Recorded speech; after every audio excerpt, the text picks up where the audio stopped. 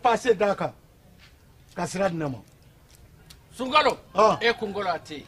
Dugu wari ko odiba fo dugu andugu. Dum warata de. O ko ni kuma tala sa. E ka sama moneto yi. I yere ta. Sita.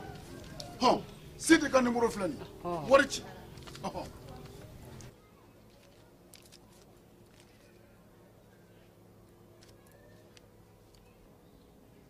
Wari sera.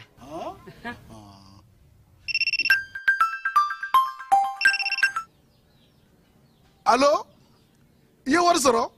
O ɲɛna. Tiɲɛ yɛrɛ la, ko ni sama bɛ maa min ɲɛ, ko n gomi t'i gosi. Ngonga. Sama mɔnɛ i yɛrɛ ta a sɔngɔ ka nɔgɔn ni Mali wari ci sira bɛɛ ye. Dépôt ye fu ye wari bɛ ci fu ni application ye wa bɔsara ye musaka fitinin ye. Sama mɔnɛ ji ni courant bɛ sara n'a ye crédit bɛ ta n'a ye sanni feere bɛ kɛ n'a ye. Sama mɔnɛ nin y'anw maliyɛnw ta ye a y'a si filɛ ka nkalon bɔ n da.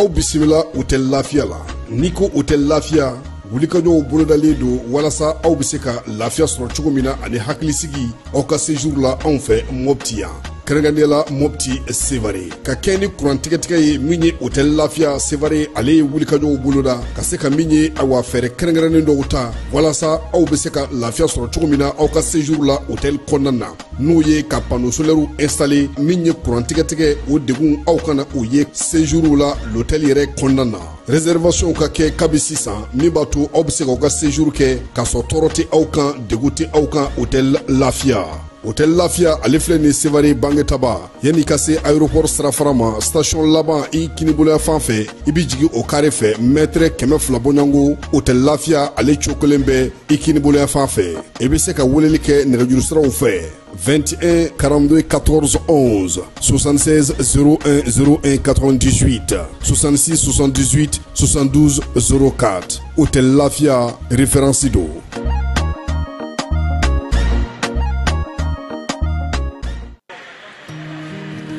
Dugu kɔnɔna sigida dɔ la bɛɛ b'i ci la nka baara o baara kɔfɛ laɲini dɔ bɛ yen laɲini min bɛ kɔlɔsili walima bololabila ko fɔ Fatu filɛ nin ye a bɛ baara kɛ BTP de la a ye baara kura dɔ boloda k'a sɔrɔ a ma ko fɔ EDM mɔgɔw ye o nana ni mun ye kuranfili dɔ tigɛra sigida kelen bɛɛ bilala dibi la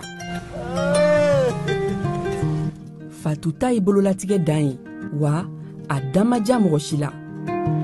nin ye Mamadu ye taxi bolila don k'a to mobili bolila a ye kuran poto dɔ gosi k'a kari a ma boli wa a ye EDMSA ka centre d'appel wele a ka nin kɛwale ɲuman in b'a to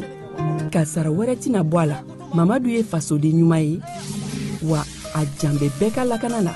nka bɛɛ tɛ nin hakilina ɲuman in sɔrɔ Isa filɛ nin ye a bi ka kɛ komi a bi baara dɔ la k'a sɔrɔ a bɛ ka kofere électrique fil de bɔ ka t'u feere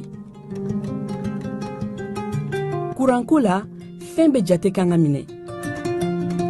an kana kɛ Fatu ni Isa ɲɔgɔn ye an ka kɛ i komi Mamadu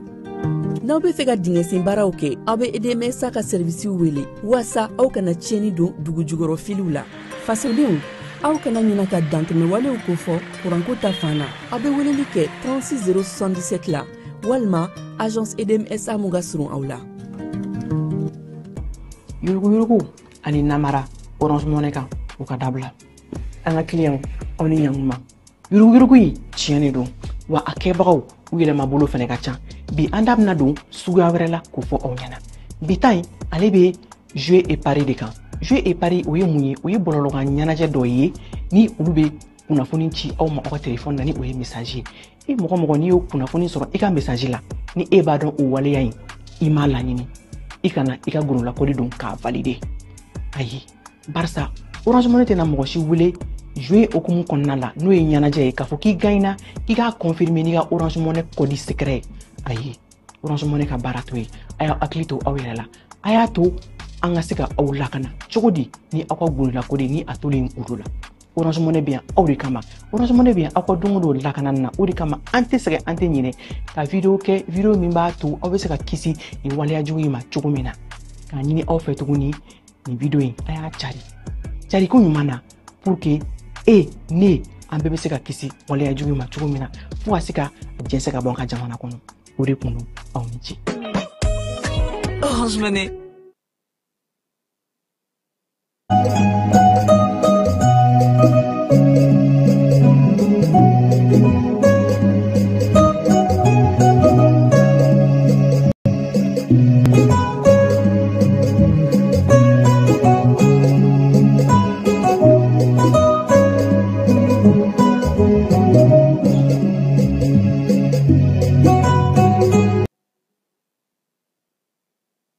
Ame juma la jouer kalo tile 18 san 2025 ka aw fo ka ko ɲuman dɔ ni sanga in na aw minnu sɔgɔlen no janinga kunnafoni siraw bɛɛ lajɛlen na k'a fɔ ko aw dangana aw ka bamanankan kibaruyaw kɔnɔna la walawalali caman bɛna kɛ aw ye Mali ani diɲɛ fantan naani bɛɛ lajɛlen kan. An ka wulada in na kunnafoni bakurubaw bɛna tali kɛ charte nationale de la paix pour la réconciliation ni o bɛ tali kɛ Mali ka bɛnkan sɛbɛn mun hakilinaw bɛɛ tara malidenw yɛrɛ fɛ ko o baaraw bɛna bila sen kan jumasidon ɲɔgɔnye dɔ bɛna kɛ a kan yaasa ka se ka a kuncɛli labanw kɛ jamanakuntigi fɛ. AES jamanaw ni UEMOA ka jɛɲɔgɔnya nataw don nataw la baaraw bɛ ka kɛ cogo min na a yɛrɛ la k'a fɔ Senegali jamana ɲɛma Basiru Diomaye Faye ale de kɛra cɛfɔ ani kanbɛ ye yaasa jɛkulu fila in furugufurugu min bɛ an ni ɲɔgɔn cɛ fɔ ka kumaw ka se ka kɛ ka bɛnkanw ka o sabati. Jamana ɲɛma a ye tungaranke jɛkulu dɔw bisimila minnu ni olu bɛ jalajɛba kɛnɛ kan jalajɛ mun n'a bɛ ɲɛta kuntalajan fɔ farafinna ha ka ja diɲɛ fantan naani bɛɛ lajɛlen fɛ. Kɛbanan bɔr'o kɔnɔna la farikolo ɲɛnajɛ ko bunakun kan an ka musolakaw olu ni Maroc bɛna u ka sisan ɲɔgɔn na quart de finale la CAN féminine Marocaw bara nɛgɛ kanɲɛ 19 nin de ye kunnafoni bakurubaw ye. An bɛna kunnafoni wɛrɛ fara minnu kan sɔni ka walawalali kɛ aw ye an b'a fɔ a y'o tulo ni gɛlɛjɛ ko ɲuman.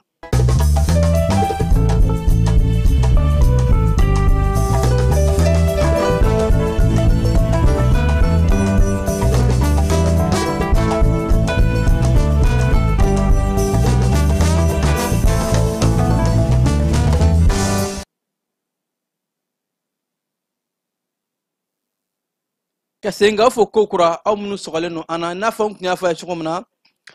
an donkan kɔnɔna la charte pour la paix et la réconciliation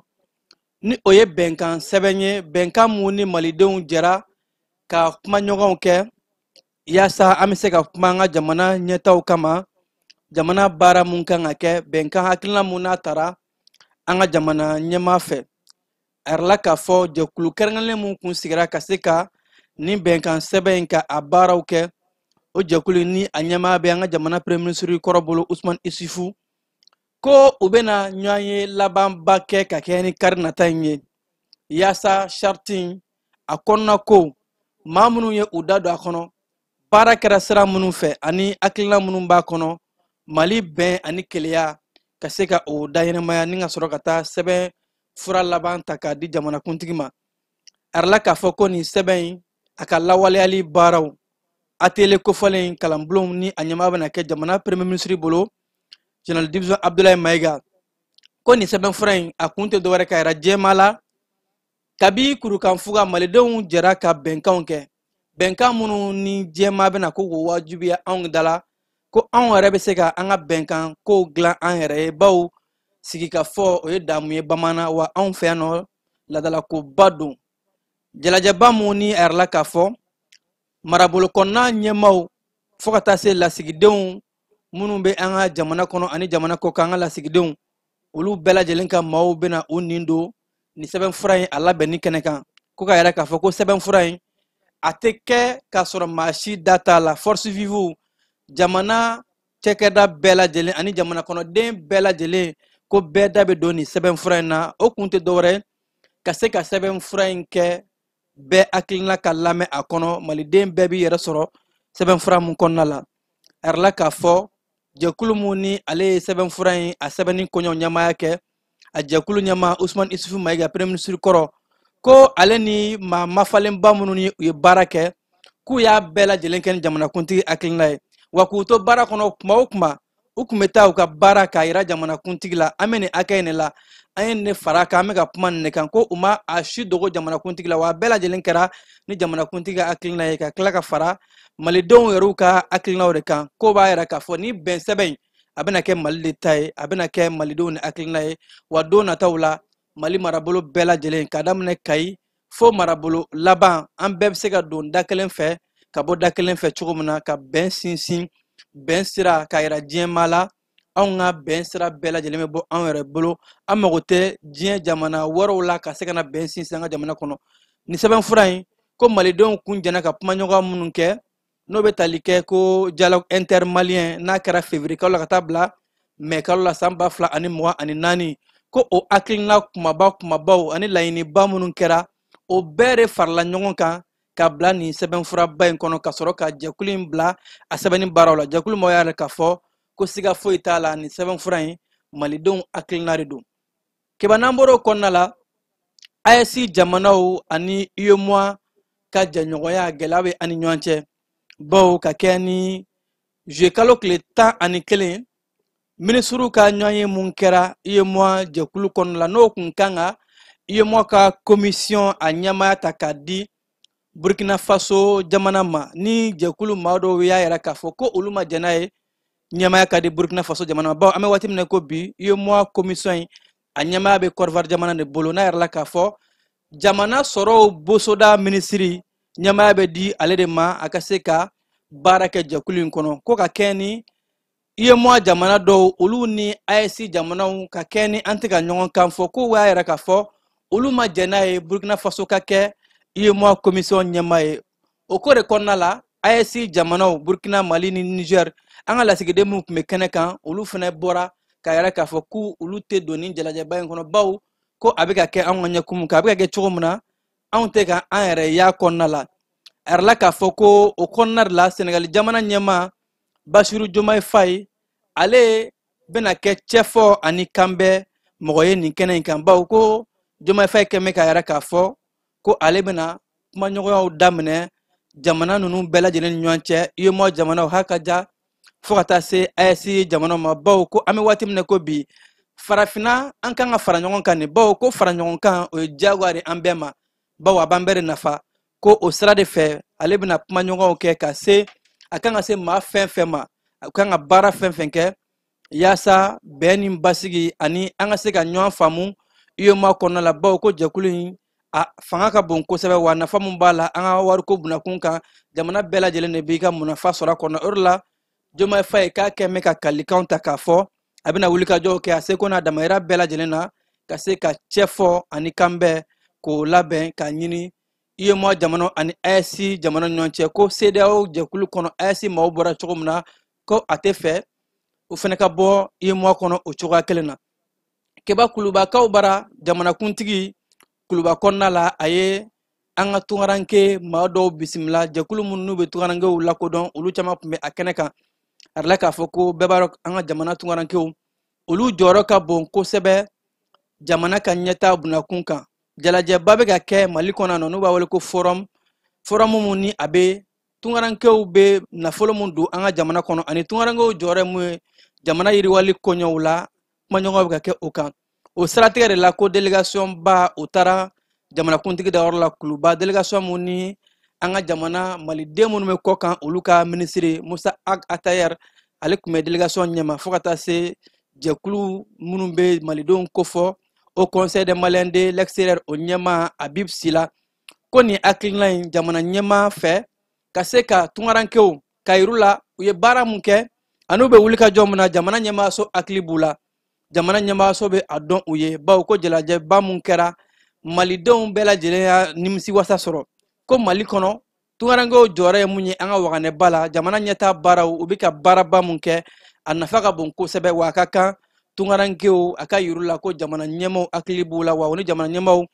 bolo bɛ ɲɔgɔn bolo sira bɛɛ lajɛlen fɛ yaasa u bɛ ka baaraba mun kɛ ani u bɛ taa nafolo ɲini diɲɛ fantan naani bɛɛ lajɛlen ka na n'a ye u fa jamana na ka na jamana in ɲɛtaa baara mun kɛ o jamana ɲɛmaaw bɛ o foli n'o tantɔli ta ka a ɲɛsin u ma ni ka yɔrɔ la k'a fɔ u bɛ se ka jigisigi sɔrɔ gɛlɛya fɛn fɛn de bɛ tungarankew sɔrɔ n'o dɔ bɛ tali kɛ sɛbɛnfura ko ani fo ka taa se u ka gɛlɛyaw diɲɛ ɲɛfɛ ko jamana ɲɛmaaw hakili b'o la k'o de la nin waati in na an ka jamana ɲɛmaaso ye fɛɛrɛ bɛɛ lajɛlen ta carte biométrique ko mun fo ka taa se ɲinɛ ko mun tun kɛ mɛ ka tungarankew sɛgɛ ko fɛɛrɛ kura tara a la fɛɛrɛ min n'a bɛ se ka tungarankew nisɔndiya bawo ko jamana ɲɛmaaw u ye passeport biométrique k'a bila sen kan ani fo ka taa se carte biométrique n'a bɛ se ka sɔrɔ bɔlɔlɔsira sanfɛ i bɛ se ka to diɲɛ fan o fan digitalisation sira fɛ ka se k'i ka carte biométrique ka a dilan fo ka taa se passeport biométrique ma ko jamana ɲɛmaaw ye baara bɛɛ lajɛlen de bila sen kan yaasa ka se ka tungarankew diaspora mali k'a lafiya a bɛ diɲɛ fantan naani bɛɛ lajɛlen ko ka fara o kan tungarankew k'a dɔn k'a fɔ fɛɛrɛ bɛɛ lajɛlen bɛ ka kɛ fɛn fɛn de b'u lafiya k'u t'u ka wari ɲini sira fɛ ko baaraw bɛ ka kɛ kɛba n'an bɔra o kɔnɔna la an bɛ taa CNT la an ka jamana CNT ɲɛmaa n'o bɛ tali kɛ général maliki jawo la ale ye CNDH maaw dɔw bisimila CNDH ni o ye jɛkulu ye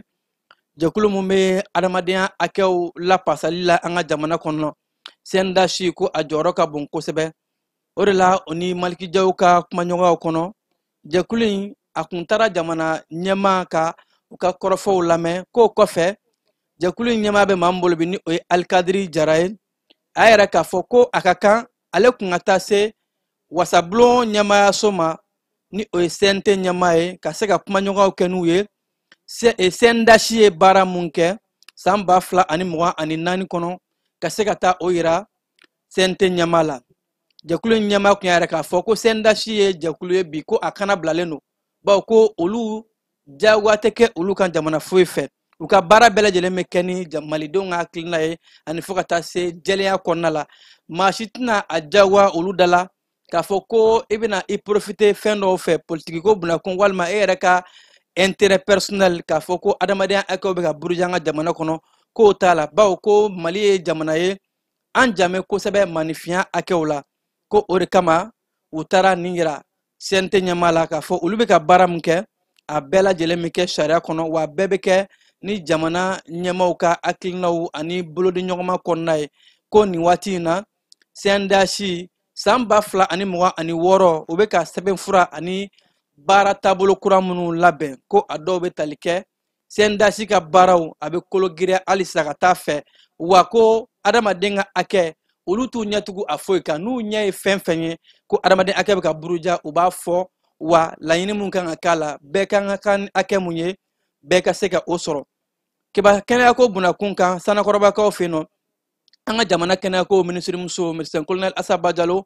ale ye baara dɔw daminɛ baara minnu bɛ tali kɛ bana kunbɛli la sumaya banakisɛ ka o kunbɛn ka tila k'a fɔ ko jolita ani fo ka taa se bolocili mun baaraw kan ka kɛ sifinnakaw la jango sifinnaka minnu bɛ bange sira fɛ ka se ka olu kunbɛn ka bɔ sumaya o kɔnɔna la yɛrɛ la k'a fɔ ko sumaya suguya dɔ bɛ yen nɔ n'a bɛ na samiya kɔnɔ ko a sumaya hakɛ ka jugu kosɛbɛ samiya waatiw de la a bɛ k'a fɔ ko o sumaya fanga ka bon wa ko a bɛ dadigi kɛ denmisɛnnin buruburu de la denmisɛnnin mun san bɛ sisanga bɛ san 3 dɔrɔn na minnu bɛ kalo 59 ka taa bila san 3 la o kɔrɔ denmisɛnnin buruburuniw ko sumaya in ka jugu olu de ma kosɛbɛ o de la jamana ɲɛmaayaso hakaja kɛnɛya ɲɛmaaw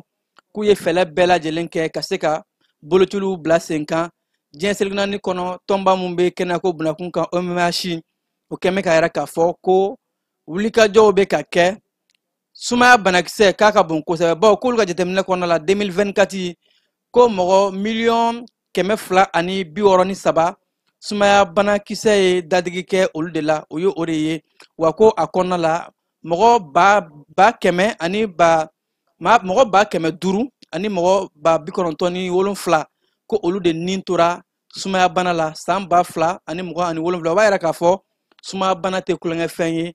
bɛɛ kan ka fanga fara ɲɔgɔn kan ka se ka banakisɛ in ka a kɛlɛ keba Tombouctou kaw bara anga jamana seko ni dongo ministry ale tara sen yasa ñoŋo kume kene ba mun kan ka kɛ dongo ni sego kan biennale artistique et culturel ka a labɛn baaraw kɛ a yɛrɛla k'a fɔ ko Mamun Dafe a kunbɛra a jiginen Tombouctou kaw bara Tombouctou marabolo ɲɛma ni o bɛ tali kɛ contrôleur principal de police Bakun Kante ani fo ka taa se marabolo ɲɛmaw dugutigiw bɛɛ lajɛlen bɔra ka se ka taa ministre ka a kunbɛn la ville de 333 kɔnɔna la Tombouctou kaw bara la k'a fɔ ko biennale ba mun filɛ nin n'a kan ka kɛ décembre kalo la ministre a taara i ɲɛda baaraw bɛ ka kɛ cogo min na ani labɛn min sira jumɛn fɛ wa ko a ka hakilinaw kɔnɔna la a ka yetaw kɔnɔ a ye k'a fɔ paraɲɛba kɛra marabolo ɲɛmaw fɛ u bɛ ka baaraba kɛ yɔrɔ minnu kan ka labɛn ani fo ka taa se yɔrɔ lakodɔnnenba minnu bɛ yen yɔrɔ salenba minnu bɛ yen ni u ka saliba dɔ bɛ yen nɔ n'u bɛ wele ko Ali Fariga Ture salle de documentation et de recherche Ahmed Baba ani fo ka taa se sali tɔgɔtigibaw tɔgɔ dalen bɛ sali mun na ko ka ɲɛda kura di o saliw bɛɛ lajɛlen ma ka kɛ ni nin seko ni dɔnko kɛnɛba in sigilen ministre a yɛrɛ k'a fɔ k'a nisɔndiyara baw ko nin bɛ jigi sigidi bɛɛ lajɛlen ma k'a fɔ labɛnw bɛɛ lajɛlen sabatira ka kɔn biennale artistique et culturel ɲɛ keba AES n'an bɔra o kɔnɔna la AES jɛkulu jɛɲɔgɔnya bɛɛ lajɛlen kɔfɛ politiki ko bunakun kan lakana ko bunakun kan kɛnɛ ko bunakun kan a yɛrɛla k'a fɔ ko AES fɛnɛ furuɲɔgɔnya bɛ ani ɲɔgɔn cɛ o b'a yɛrɛ k'a fɔ Mali ni AES an bɛɛ lajɛlen ko bolo ɲɔgɔn bɛ ka kɛ yaasa ka se ka AES jamakulu ca maraji symbolique mun ni o kɛra Cheikh Ahmad Tidiane Haidara denkɛ ko ale ni Burkinabe musolaka dɔ Jamila olu ka furusiri o baaraw kɛra kɔɲɔ mun ko n'a kɛra taamasiyɛn ɲumanba ye a ma kɛ kɔɲɔ dɔrɔn ye k'a kɛra Mali Burkina an ka jɛɲɔgɔnya ka se ka sabati bawo ko jamana fila in jɛɲɔgɔn ɲumanw bɛ an ni ɲɔgɔn cɛ an bɛ ka baaraw kɛ sira caman fɛ ko ni furuɲɔgɔnyaw farala kan keba o bɛ kɛ sababu ye ka dɔ fara jamana ninnu ka jɛɲɔgɔnyaw kan ani k'an ka jɛɲɔgɔnyaw kologiriya ni maraji kofɔlen in ni a kumaw ye bɔlɔlɔ fan bɛɛ lajɛlen minɛ k'a kɛra maraji dumanba ye bawo maaw bɔra Mali kɔnɔ ani Burkina Faso o kɛnɛ kɔnɔ ka taa bɛn ni keleya ani ɲɔgɔn minɛ sira o ye o taamasiyɛn ɲumanba ye keba an bɛ taa an ka marabolo kibaruyaw kɔnɔ la kibaruya mun ne y'a sɔrɔ ka bɔ studio tamani maaw yɔrɔ ko an sangokaw baara ka kɛ ni juillet kalo tile 18 ye ko Orange Mali réseau bawo u tun ye kulekan bɔ k'a fɔ ko réseau kun tigɛlen don nka bi dɔ na ko Orange Mali réseau nana u bɛ ka se ka weleliw kɛ ni o ye ko ka kɛ ni nin waati in ye dugudenw u nisɔndiyara hali bɔlɔlɔ sira ni o ye internet ye ani wariti siraw n'u bɛ tali kɛ transfert la dépôt k'o baaraw bɛ ka se ka kɛ nin waati in na dugudenw ka nisɔndiya yira direkaw baara yɛrɛ la k'a fɔ ko kɛnɛ dɔ sigira kɛnɛ mun ni o ye kalanbulon ye ka se k'a kɛ musolakaw kun musolakaw jɔyɔrɔ bɛ se ka kɛ jumɛn ye mara cogoyaw la musolakaw ta kana kɛ dugumako ye dɔrɔn musolakaw fana ka se ka kɛ sanfɛmɔgɔw ye ka cakɛdabaw mara musolakaw ko u ka se ka hakilina dɔw la ko o kalanbulon nin kɛra musolakaw kun tile 5 kɔnɔna la kɛnɛ mun ni a labɛnna u ka ɲɛmaayaso mun ni o bɛ développement social adamadenw ka koɲɔ ɲɛnabɔli ani fo ka taa se o ni UNICEF ka bolo ɲɔgɔn ma o kɔnɔna la gawukaw baara kɛbara la k'a fɔ ko hakilina dɔ fana bilara sen kan hakilina mun ni o ye ka se ka maaw ka dɔnta kɛ kun formation mun bɛ kɛ kɛnɛya baaraw kan bɛɛ lajɛlen ka se ka i nin don kɛnɛya baaraw la bawo ko kɛnɛyako ye bɛɛ ka wulikajɔ nɔ bɛ kɛnɛyako la kɛnɛya dun tɛ se ka sabati ni sanuya ni bɛsɛya baaraw tɛ ko ka se k'o hakilinaw kɛ maaw kun bɛɛ ka se k'i janto a la an bɛ se ka kɛnɛya siraw bɔ cogo di ha ka ja fo ka taa se dugu sanuya ani bɛsɛya walo duguden bɛɛ lajɛlen bɛɛ bɛ se k'i ka niyɔrɔ bin fili a la kosɛbɛ cogo min na kucalakaw fɛ yen nɔ arala k'a fɔ ko u ye jalajɛ dɔ kɛ musow kun muso ni den ni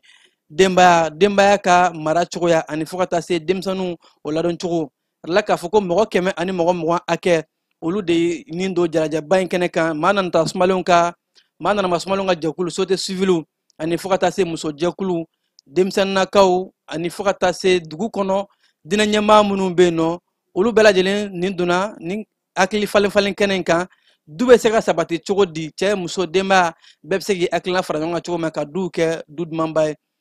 keba an ka jamana kɔkan kibaruyaw kɔnɔna la Niger jamana ɲɛma Abdramane Tiani ale y'a yɛrɛ k'a fɔ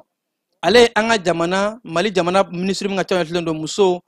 den ani denba ministre muso ale o bisimila ka kɛ ni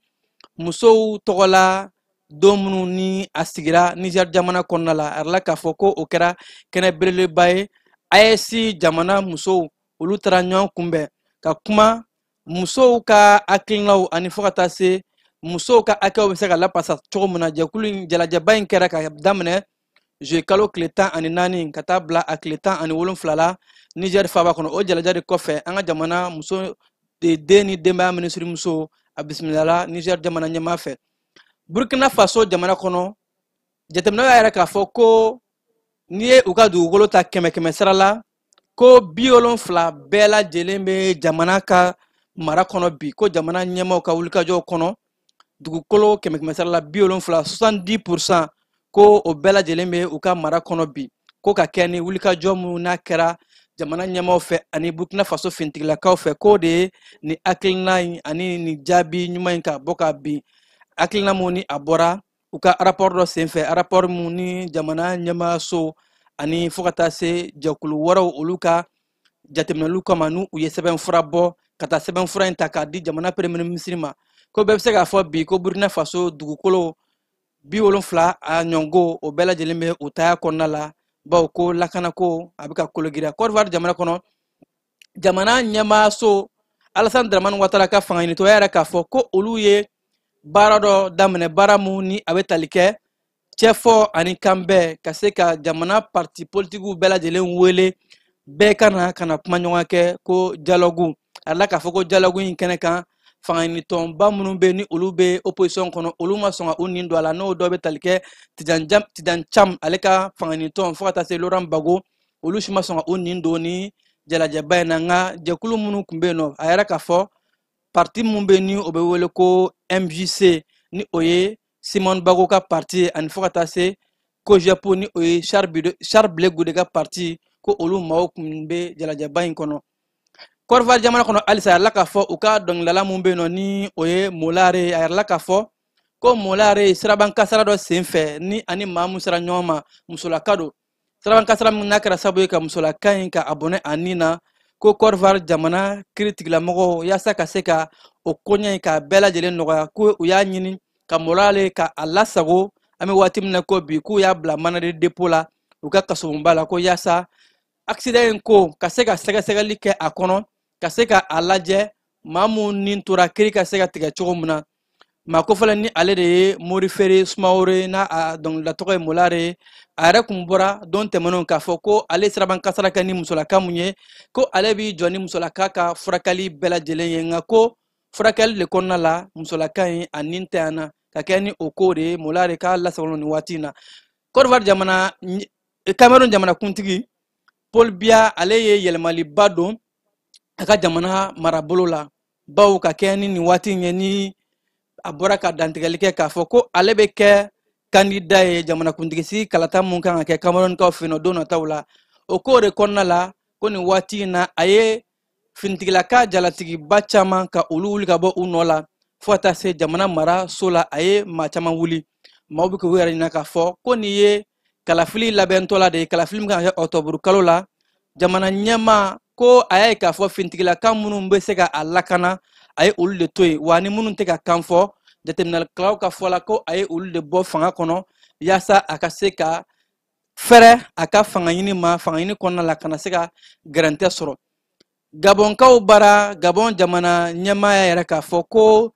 Gabonkaden minnu bɛ taa kalan na Amérique jamanaw ani Canada jamanaw kɔnɔna la ni bourse bɛ d'u ma ko olu bɛ na o bourse tigɛ ka kɛ ni san 2026 ye bawo k'olu kɛlen k'a ye k'a fɔ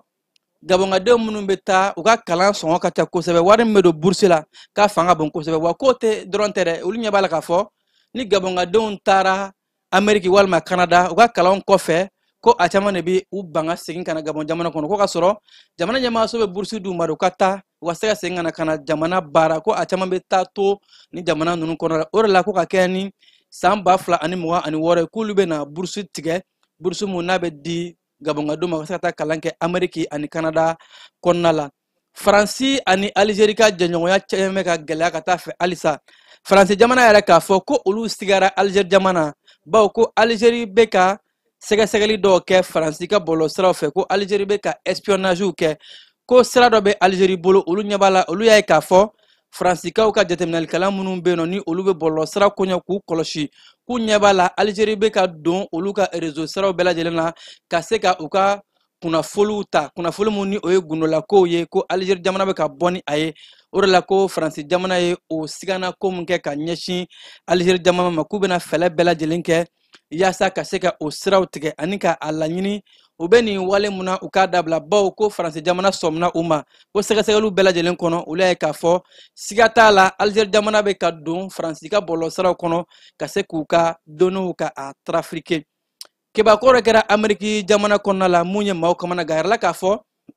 ko polisilaka dɔ ni ale kɛra sabu ye ka se ka musolaka dɔ ko o nin to musolaka mun ye golofinma ye Amérique jamana kɔnɔ ko kiiri tigilamɔgɔw olu ye polisilaka in ka a kiiri mun ye maaw kamana gan ko kiiri tigilamɔgɔw kɛmɛ ka yɛrɛ k'a fɔ ko polisilaka in